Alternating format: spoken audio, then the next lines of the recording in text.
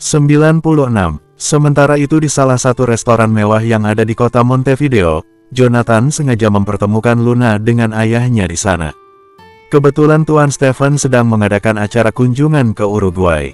Karena acara penting itulah Jonathan mempercayakan Noah untuk melakukan transaksi penjualan senjata api ke beberapa kliennya yang ada di kota Montevideo. Dia memang sangat mempercayai sang kaki tangannya itu. Acara malam ini terlihat begitu tegang, walaupun Jonathan sudah mencoba mencairkan suasana beberapa kali, tapi tak ada satupun pembicaraan yang dilontarkan oleh Luna dan Tuan Stefan, walaupun awalnya Luna beberapa kali mencoba untuk menyapa, tapi sepertinya Tuan Stefan sama sekali tidak ingin merespon sapaan dari menantunya itu. Kemudian Jonathan pun mulai melakukan pembicaraan yang serius kepada ayahnya. Ayah, aku sangat mencintai Luna. Aku hanya ingin hidup bersamanya. Apalagi sekarang ini Luna sedang mengandung anakku. Aku ingin menjadi suami yang baik untuk istriku dan menjadi ayah yang hebat untuk anakku. Tuan Stefan yang sedari tadi memilih fokus dengan makanannya, seketika dia terdiam. Jonathan pun berkata kembali, aku harap ayah mau merestui hubungan kami. Tuan Stefan pun memandangi Luna dengan tatapan tajam, berapa usia kandunganmu? 3 bulan, ayah. Luna merasa deg-degan sekali ketika menjawab pertanyaan dari sang mertua. Tuan Stefan pun menepukkan kedua tangannya, sehingga muncullah Matteo sambil membawa 4 buah paperback. Matteo memberikannya kepada Luna. Itu adalah nutrisi untuk calon cucuku, aku sangat menantikan kelahirannya, calon penerus William Group. Sebenarnya Tuan Stefan sudah tahu dari Matteo bahwa Luna telah tinggal bersama dengan Jonathan di Uruguay, dan sedang mengandung anak dari Jonathan. Tuan Stefan dari tadi diam, karena dia tidak tahu harus berbicara dengan Luna dimulai dari mana, mengingat dulu Tuan Stefan pernah menyuruh Luna untuk menjauhi putranya. Tapi sekarang Tuan Stefan sadar betul bahwa Luna sangat tulus mencintai putranya, dan begitu besar rasa cinta Jonathan untuk Luna. Jonathan sungguh tidak menyangka bahwa ayahnya sangat mempedulikan kehamilan sang istri. Apa itu artinya ayah merestui hubungan kami? Tuan Stefan pun menganggukkan kepalanya, ya. Ayah menyadari apa yang telah ayah lakukan kepada Luna salah besar. Ayah berharap kamu bisa hidup bahagia bersama dengan istrimu. Mata Luna pun berkaca-kaca, dia sama sekali tidak mengira bahwa akhirnya Tuan Stefan telah menerimanya sebagai menantu. Terima kasih sudah mau merestui hubungan kami, ayah. Tuan Stefan menjawab perkataan sang menantu, iya, Luna. Mulai sekarang kalian harus membuka lembaran baru. Lupakan semua masa lalu yang sangat menyakitkan itu. Dan terima kasih sudah mau memberikan kesempatan kepada putraku. Kalian berdua harus hidup bahagia. Kemudian pandangan Tuan Stefan beralih kepada Jonathan, untuk sementara ini hindari peperangan dengan klan mafia yang lain. Aku tidak ingin cucuku terlahir tanpa ada seorang ayah. Gunakan waktumu sebaik mungkin untuk melakukan yang terbaik bersama dengan istrimu. Jonathan pun menganggukkan kepalanya. Iya, ayah. Namun, ternyata di salah satu sudut restoran, terlihat seorang pria yang sedang mematai-matai mereka. Kemudian dia mengirimkan sebuah pesan kepada seseorang. Al parecer el clan Lucifer está en Uruguay, él es quien masacró al clan Los Vengadores. El marido de la amiga de tu amante es el jefe de la mafia. Ya el hombre llamado Noefu es su cómplice. Rupanya klan Lucifer sedang berada di Uruguay, dia yang sudah membantai klan The Avengers. Suami dari temannya kekasih Anda adalah ketua mafia tersebut. Dan pria yang bernama Noah itu adalah kaki tangannya. Asteris. Mario saat ini sedang duduk bersandar di headboard ranjang, menikmati senjatanya dimanjakan oleh mulut wanita bayarannya, dia mencengkeram rambut wanita itu. Walaupun dia gagal bercinta dengan seorang wanita malam di klub milik Tuan Suarez, tapi dia masih bisa bercinta dengan wanita bayaran yang lainnya. Urusan rekaman CCTV tentu saja sudah diamankan, karena dia juga adalah seorang yang berkuasa di Uruguay. Tidak mungkin Tuan Peter Barak menerimanya sebagai calon menantu kalau Mario bukanlah seorang pria yang kaya raya. RGGH. Fuerte succión cariño. RGGH. Hisap yang kuat sayang. Drur, drur, drur. Suara getaran sebuah ponsel mengganggu kesenangannya, membuat Mario mengumpat. Sit. ¿Quién envía mensajes a esta hora de la noche? Simplemente perturbando mi diversión. Sit, siapa yang mengirim pesan malam-malam begini? Mengganggu kesenanganku saja. Mario pun segera meraih ponselnya di atas nakas, sementara wanita itu masih memainkan mulutnya memanjakan sang jantan. Betapa terkejutnya Mario saat membaca pesan tersebut. Rupanya klan Lucifer sedang berada di Uruguay, bahkan klan tersebut sudah membantai abis klan The Avengers tanpa sisa. RGGH. Mario meringis merasakan sang jantan tak sengaja tergigit oleh wanita bayarannya. Mirda, mordiste el mio, brengsek, kamu menggigit milikku. Mario berkata sambil memegang sang jantan yang ada bekas gigitan. Wanita itu pun menjadi ketakutan. Lo siento senor, no era mi intención. Maafkan aku tuan, aku tidak sengaja. Mario bukanlah seorang pemaaf. Mungkin dia sangat kesal karena lagi dan lagi malam ini dia gagal mendapatkan kenikmatan surgawinya. Dia menamparkan wajah wanita itu dengan sangat keras, sampai wanita itu terjengkang jatuh ke lantai. Plak. ¿Cómo te atreves a dañar mis objetos de valor? Berani sekali kamu melukai barang berhargaku. Mario pun menyiksa wanita itu dengan cara membabi buta. Memukul-mukul wajahnya, kemudian mencekik lehernya dengan penuh amarah. Wanita itu meronta-ronta, berusaha untuk melepaskan diri, tapi sayangnya dia tidak memiliki kekuatan untuk melawan.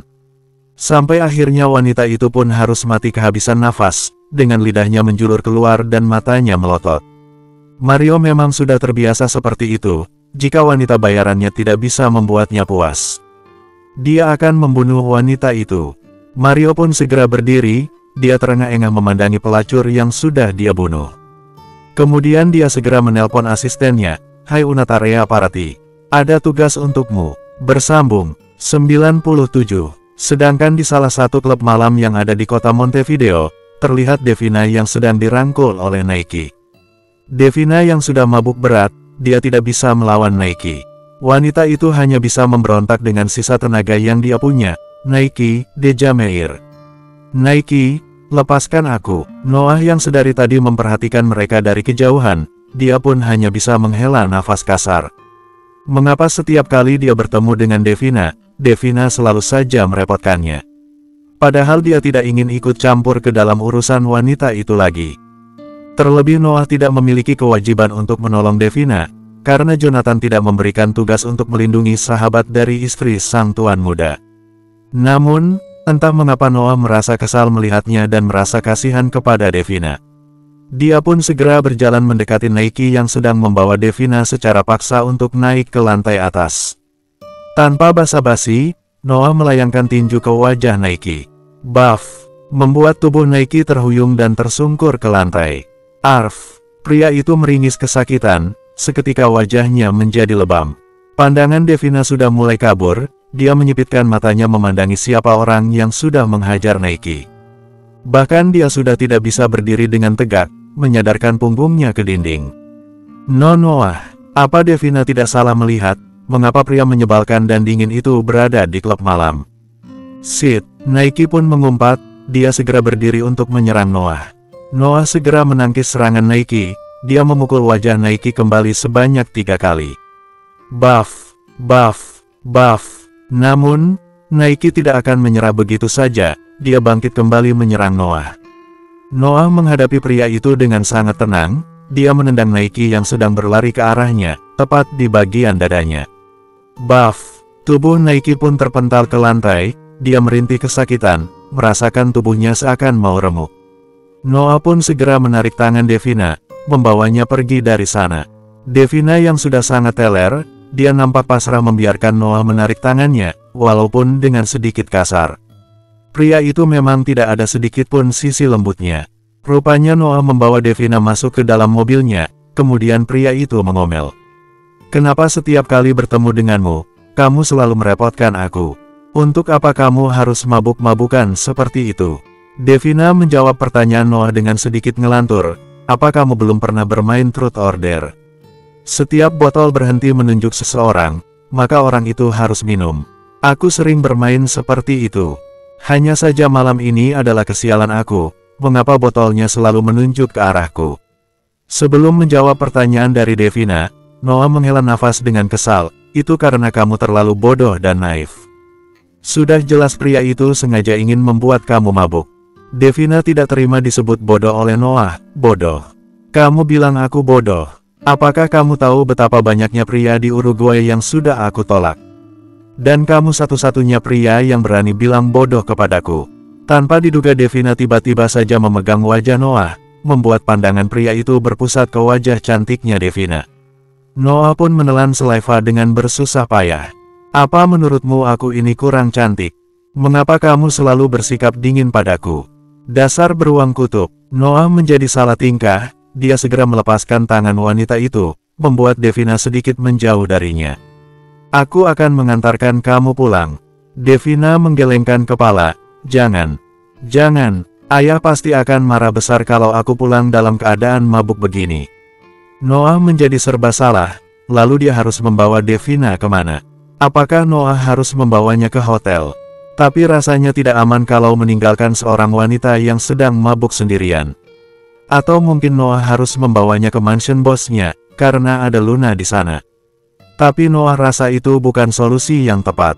Saat ini sang tuan muda sedang mesra-mesranya bersama sang istri tercinta. Yang ada kehadiran Devina akan mengganggu mereka. Nanti Noah sendiri yang akan repot. Atau menghubungi Mario. Apalagi pria itu, Noah sama sekali tidak bisa mempercayainya. Terlebih Mario sudah mengkhianati Devina. Bagaimana kalau Mario berbuat macam-macam kepada Devina? Walaupun sebenarnya itu hak mereka, karena mereka sepasang kekasih. Dan Noah juga tidak tahu Devina masih perawan atau tidak, dan tidak tahu wanita itu berpacaran dengan Mario seperti apa. Untuk apa juga memikirkan keperawanan Devina? Atau, bersambung, 98, Sid, Mario sangat kesal. Dia sudah tidak bernafsu lagi untuk bercinta dengan wanita lain, gara-gara barang berharga miliknya tergigit oleh pelacur itu. Rasanya sungguh perih. Mario memutuskan untuk segera datang markas Tiger, ketika asistennya memberikan kabar kepadanya bahwa gadis-gadis pesanannya sudah tiba di markas. Mario pun segera membuka pintu sebuah gudang di markasnya. Dia melihat ada banyak gadis di sana dengan kondisi kedua kaki dan tangannya diikat. Para gadis di sana terlihat sangat ketakutan sekali. Mario telah membeli para gadis itu dari salah satu mafia yang berasal dari Asia. Kebetulan ada seorang klien yang menginginkan wanita Asia untuk dijadikan pelacur di klub miliknya. Sehingga Mario memesan gadis-gadis Asia kepada salah satu mafia yang bekerja sama dengannya. Mario sudah cukup lama mengenal Edward. Edward adalah salah satu mafia yang bekerja sama dengannya dalam bisnis perdagangan manusia. Sayangnya klan The Avengers telah dihancurkan oleh klan Lucifer. Saat ini klan Lucifer memang telah merajai bisnis dunia hitam setelah dipimpin oleh Jonathan. Walaupun Mario merasa klan Lucifer adalah klan mafia yang paling munafik karena menolak berbisnis human trafficking dan narkotika. Bisnis klan Lucifer yang paling besar dan sangat berpengaruh adalah penjualan senjata secara ilegal. Bisnisnya telah merata di berbagai penjuru di dunia ini. Mario memiliki ambisi ingin bisa menjadikan klan Tiger sebagai klan terkuat di dunia ini. Pastinya dia harus membantai semua anggota klan Lucifer beserta ketua mafianya. Pastinya dia sudah memiliki rencana akan hal itu. Se ha deshecho del cuerpo de la mujer. Apa kamu sudah membuang mayat wanita itu? Tanya Mario kepada asistennya yang bernama Chiro. Si, Senor, sudah, Tuan, jawab Chiro. Kemudian Mario memandangi 15 orang gadis Asia yang akan segera dia jual kepada kliennya. Mario pun bertanya kembali kepada Chiro. ¿Estás seguro de que todavía son vírgenes? Apakah kamu yakin mereka masih perawan? Harga penjualan gadis yang masih perawan memang sangat tinggi, tentu saja sebuah keuntungan yang sangat besar untuk Mario jika gadis yang dia jual masih perawan. Si, Senor, todavía son vírgenes. Probarás uno de ellos. Iya, Tuan, mereka masih perawan. Apa Tuan akan mencoba salah satu di antara mereka? Biasanya Mario selalu ingin melakukan uji coba dengan meniduri salah satu gadis yang akan dijual, tapi kali ini dia tidak merasa bergairah untuk melakukannya. Malah dia berpikir, mengapa dia tidak meniduri Devina saja? Devina selama ini selalu saja bersikap naif, tidak ingin disentuh olehnya. Mario pun menggelengkan kepalanya. No. Mario masuk ke dalam ruangannya, dia duduk di kursi kebesarannya. Kemudian dia mengambil ponsel dari saku jasnya, dia harus menghubungi Devina. Apakah malam ini Devina sudah selesai acara reunian bersama dengan teman-teman sekolahnya? Sayang, kapan kamu akan pulang dari acara reunian? Aku akan menjemputmu. Pokoknya malam ini Mario harus bisa menghabiskan malam bersama dengan Devina. Sudah cukup dia bersabar selama 2 tahun menjadi kekasih wanita itu. Sudah lama Mario menunggu balasan pesan dari Devina, akan tetapi tak kunjung ada balasan pesan dari sang kekasih, membuat Mario sangat kesal.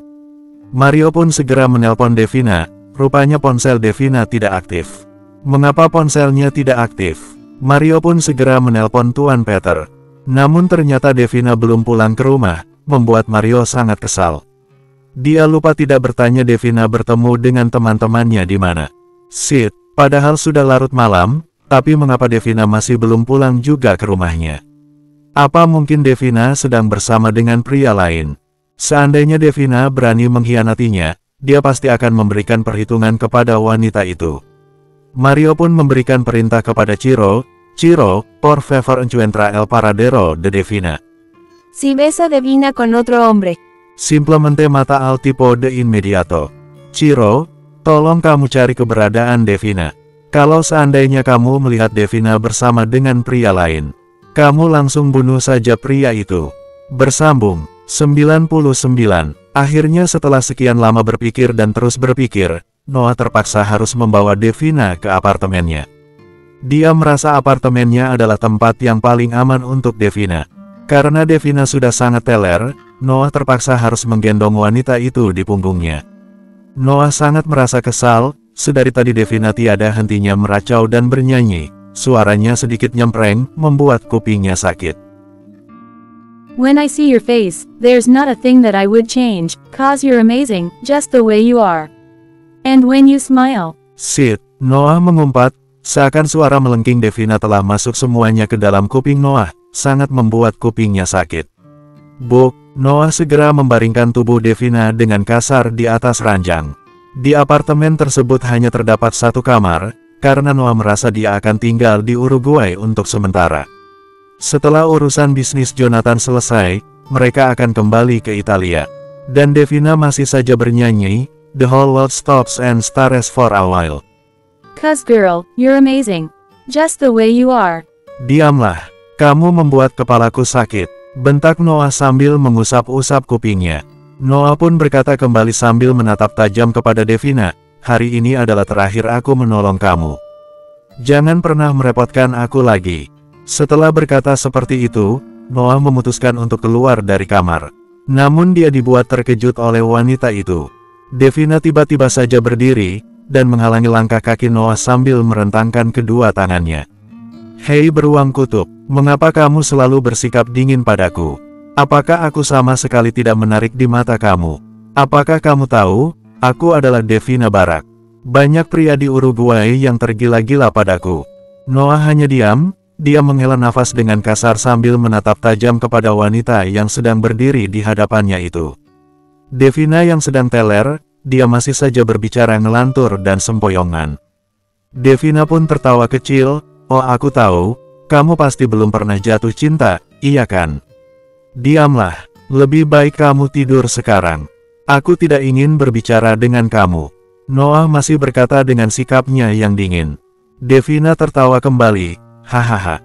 Atau mungkin sebenarnya kamu adalah pria penyuka sesama jenis, makanya tidak tertarik kepadaku." Noah semakin kesal dengan ulah wanita itu, bisa-bisanya wanita itu menuduhnya homo. "Bahkan aku tidak yakin apa itumu bisa berdiri atau tidak," Devina berkata sambil menunjukkan jari telunjuknya ke celana Noah. Hampir saja kena, hanya terpaut jarak 1 cm saja. Membuat Noah menjadi panas dingin dan wajahnya memerah. Dia segera mundur 2 langkah. "Aku bilang diamlah. Jangan banyak bicara." Devina pun tertawa kecil, "Hahaha. Apa jangan-jangan kamu belum tahu bagaimana rasanya berciuman?" Saat ini Devina benar-benar teler, dia tidak bisa berpikir jernih, sehingga berbicara ngelantur apa saja yang dia pikirkan. Noah semakin kesal dibuatnya. Dia tidak memiliki waktu untuk mementingkan kesenangannya sendiri. Dia telah mengabdikan hidupnya untuk Lucifer, dan patuh terhadap apapun yang diperintahkan oleh Jonathan. Namun, Noah tidak sengaja melihat ke arah gaun yang dikenakan oleh Devina. Ada 2 kancing yang terbuka, sehingga terlihat dengan jelas belahan dada wanita itu. Noah menelan saliva dengan bersusah payah, sampai rahangnya mengeras, dan jakunnya naik turun. "Sudah aku tebak, kamu pasti belum pernah berciuman. Kalau begitu biar aku kasih tahu bagaimana rasanya. Devina sudah kehilangan akal sehatnya, dia benar-benar telah dikuasai oleh minum yang laknat itu. Devina pun segera berjalan mendekati Noah, menjinjitkan kedua kakinya, memegang wajah Noah, dan menyatukan bibir mereka. Mata Noah membulat ketika merasakan bagaimana kenyalnya bibir manis Devina menyentuh bibirnya, membuat ada gelayar aneh yang dirasakan oleh Noah merasuki tubuhnya. Devina sama sekali tidak merasa berdosa dengan apa yang telah dia lakukan, dia pun segera melepaskan ciumannya. Seperti itulah rasanya berciuman. Hidup itu hanya satu kali, ada kalanya kamu harus memikirkan kesenangan kamu sendiri. Kamu harus berkencan dengan seorang wanita, kemudian bercium. Devina tidak meneruskan perkataannya ketika Noah meraih tengkuk Devina menyambar bibirnya, membuat Devina membulatkan kedua bola matanya. Devina sangat terkejut tiba-tiba saja Noah menyerangnya, mencium bibirnya dengan sangat brutal sekali. Noah merasakan dirinya gila, dia kehilangan akal sehatnya. Tapi sungguh bibir Devina membuatnya sangat candu. Bersambung 100. Jonathan dan Luna telah kembali ke mansion. Malam ini hati Luna sangat bahagia sekali. Akhirnya dia telah mendapatkan restu dari Tuan Stephen. Rencananya setelah urusan Jonathan di Uruguay selesai, mereka akan menggelar sebuah pesta yang megah dan meriah, untuk memperkenalkan kepada semua orang bahwa sang pewaris di Wilson Group telah memiliki seorang istri bernama Luna Sander. Apa kamu tahu? Malam ini adalah malam yang paling bahagia untuk aku. Akhirnya aku sudah mendapatkan restu dari ayahmu, rasanya seperti mimpi, ucap Luna, saat ini dia sedang memeluk Jonathan. Mereka berdua sedang berbaring di atas ranjang. Iya, Luna, terima kasih sudah memaafkan ayahku, pasti dulu ayahku pernah berbicara sesuatu yang sangat menyakitkan untukmu. Setelah berkata seperti itu, Jonathan mengencangkan pelukannya. Aku tidak pernah membenci ayahmu. Justru aku paham jika ayahmu pernah meragukan aku. Ayahmu hanya ingin melakukan yang terbaik untukmu, dia sangat menyayangimu. Kemudian Luna meneruskan perkataannya, dia memandangi Jonathan dengan mata berkaca-kaca, seharusnya aku yang minta maaf. Maaf sudah membawa kamu ke dalam kehidupan keluargaku yang berantakan. Sejujurnya sampai saat ini aku masih merasa bersalah, kamu sering mendapatkan hinaan dan cacian dari keluargaku. Bahkan ayahku telah tega. Jonathan memotong perkataan Luna, sudah kubilang, itu semua bukan salahmu. Aku sama sekali tidak pernah menyesal menjadi suami kamu. Dari dulu perasaan aku sama kamu tidak pernah berubah, aku selalu tergila-gila kepadamu. Dan selalu jatuh cinta lagi kepadamu. Luna sangat merasa terharu mendengarnya, dan terima kasih juga kamu sudah menyelamatkan YBS. Ya, Luna. Aku tahu bagaimana perjuangan kamu membuat YBS menjadi salah satu perusahaan terbaik di Indonesia. Aku tidak mungkin membiarkan perusahaanmu hancur. Jonathan memang telah memperkerjakan orang-orang kepercayaannya untuk mengelola perusahaan YBS untuk sementara waktu, berdasarkan instruksi dari Jonathan. Perusahaan YBS memang telah memiliki cabang perusahaan di luar negeri. Dan Luna bisa mengambil alih perusahaan itu setelah Luna siap. Oh iya, sebentar lagi Devina akan menikah dengan Mario. Aku ingin membantu Devina mempersiapkan pernikahannya. Dia sudah banyak menolong aku, mengizinkan aku tinggal di rumahnya, dan mempekerjakan aku di perusahaan ayahnya, ucap Luna.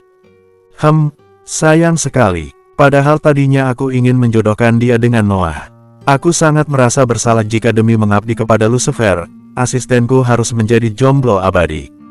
Baru kali ini Noah berkomunikasi dengan seorang wanita.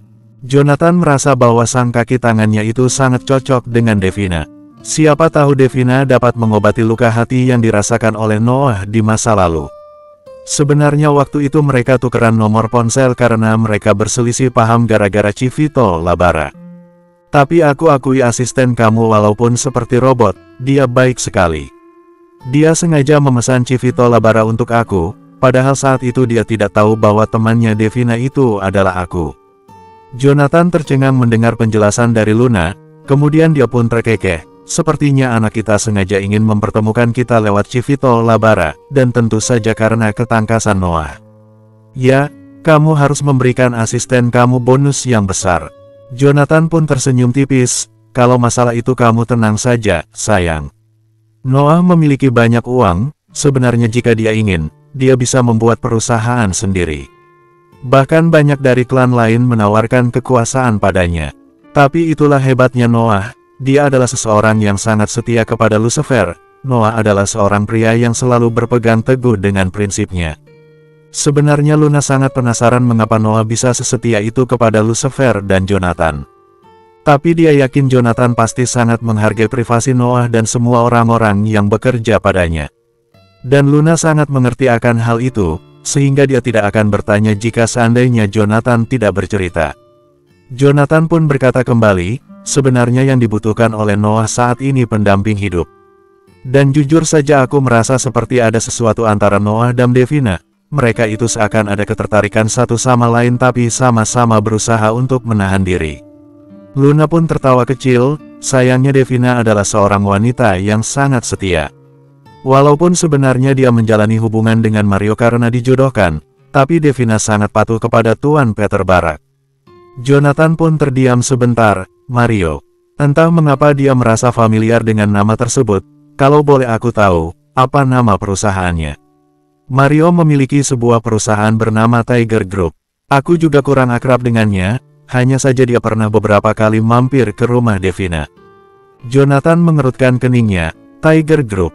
Bersambung.